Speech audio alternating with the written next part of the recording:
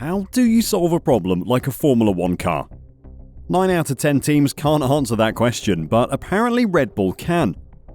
They have dominated this season and no one seems to be too sure why. We all know they're doing something clever with their car, but what is it? Is it some weird suspension trick, or is it the triple DRS that keeps getting brought up?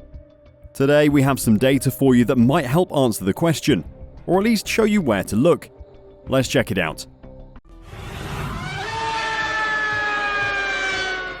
Red Bull aren't just winning races at the moment, they are utterly dominating them. In the past, there has been a driver or team who won a lot of races, but not in the fashion Red Bull have this season. In Bahrain, Max finished 38 seconds ahead of the next non-Red Bull car. In Saudi Arabia, Perez had a 20-second gap to Alonso. In Baku, the gap was 21 seconds, and in Miami, it was 26. No one is even getting close to them at the moment. They were good last year, but not this good. It was also easy to say that the reason they were so much better was that they had porpoising solved. They weren't having to compromise performance to stop their drivers getting injured by the bouncing. That isn't true this year though. No one has had to change their cars to get rid of the bouncing. Red Bull are just half a second a lap quicker than everyone else on race day. In qualifying, things are a bit closer, but Ferrari suspect Red Bull are giving up some of their one-lap performance in order to boost their race day competitiveness.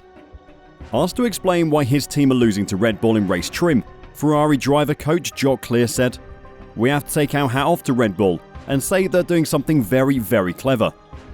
That car works very, very well in race pace. We might also conclude that to do so, maybe they're giving up some qualifying pace. That's why we can compete with them, because they're not optimal in qualifying." It's easy to say they're doing something clever though. Every F1 car to win a championship has been doing something clever. The real question is, what is it? The first time people started to think it was DRS related was at the Saudi Arabian Grand Prix, when Max Verstappen flew past Lewis Hamilton with DRS. Telemetry showed a speed advantage of 35 km an hour at the Saudi Arabian Grand Prix, compared to the traditional 20 km an hour.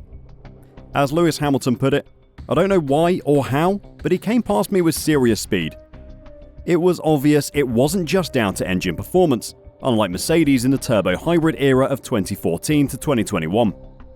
Red Bull's straight-line speed has a lot to do with their aerodynamic philosophy, and how that has enabled them to obtain very high aero efficiency.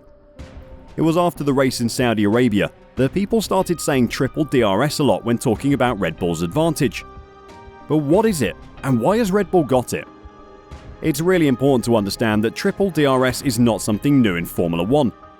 It was spoken about in 2012 when Ross Bourne's Mercedes team were thought to have found a way to stall their aero in 3 places at the rear of the car, when the DRS was open.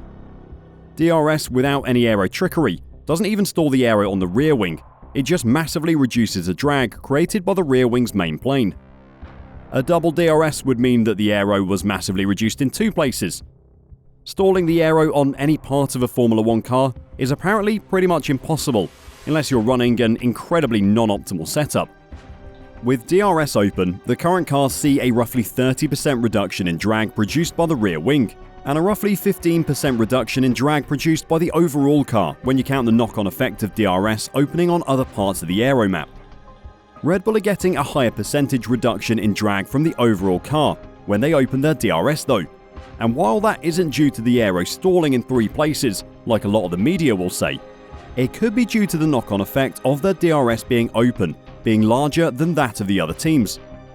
At this point, it is important to note that Red Bull have used 2 different beam wing configurations so far this season, one with 2 elements and one with 1 element.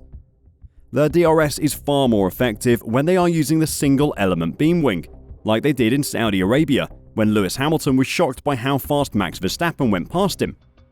So, how are they doing it? Like I said, Red Bull's triple DRS does not work by actually stalling the aero over the entire rear wing and the beam wing and another element somewhere. I've read some pretty in-depth pieces on why that isn't possible, but I'm not smart enough to explain it in a concise yet informative way, so I won't. You'll just have to trust me. But there is data to suggest that with the single element beam wing, there is something quite close to aero stalling happening. Let me explain. Australia and Miami are tracks where top speed is not as important as tracks like Baku and Jeddah. Downforce is more important for lap time, and teams have to play and choose the setup that suits their car. At Australia and Miami, the RB19, with its top speed advantage, decided to go with its medium downforce setup, in which they use a dual element beam wing. If we have a look at this graph, you can see that in Miami, Red Bull still had more acceleration throughout the entire speed range compared to its rivals with DRS on.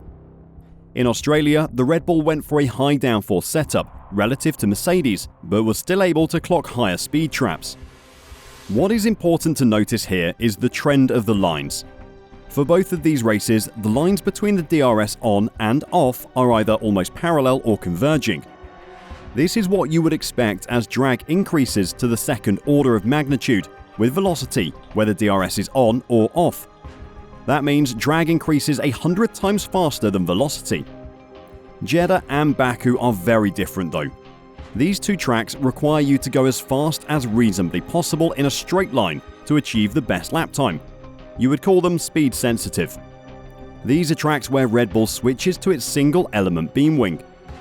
There is something very different about the trend in Red Bull's DRS on and DRS off lines here. The Mercedes lines are still converging, or almost parallel, whereas Red Bulls are actually diverging. What this means is that when Red Bull have their single element beam wing fitted, as their top speed increases, they don't lose the acceleration advantage that DRS gives. It actually begins to grow. And that is not normal at all. Red Bull's acceleration is increasing with speed, which is very puzzling and against the usual relationship between speed and drag. Red Bull aren't creating some magic aero-stalling effect with DRS, but when they fit their single beam wing, there is something very interesting happening. There are a few ways this could be happening. The RB19 could be decreasing ride height on the straights. In this method, due to the increased downforce, the ride height drops, changing the effective area of the car, which reduces drag with velocity. This was famously used by Mercedes in 2021. This isn't true for the current Red Bull though. If it was, you would see the effect with both styles of beam wing fitted, not just one of them. And with the ground effect flaws, having your ride height change makes the car unstable and can create porpoising, something Red Bull does not have. The other way this could be happening is that parts of their beam wing or rear wing start to stall as the car gets faster. The increasing downforce creates more load on the wings until they can't take it anymore, and the air passing over them detaches, which is stalling. It isn't happening on the entire beam wing and rear wing and diffuser though, as a lot of people seem to be saying about the triple DRS theory. If you have made it this far, you'll probably want a summary because there was a lot to take in, so here goes. Red Bull runs two different beam wings, one with one element and one with two. The beam wing with two elements works exactly as everyone else's on the grid does. Red Bull are just faster than everyone else because their car is far more aero efficient. When they fit the beam wing with one element though, their DRS does start doing some very clever things. It isn't the triple DRS theory where the whole rear end aero stalls like some people have been saying though. It is much more subtle than that, with only very small parts of their rear end stalling.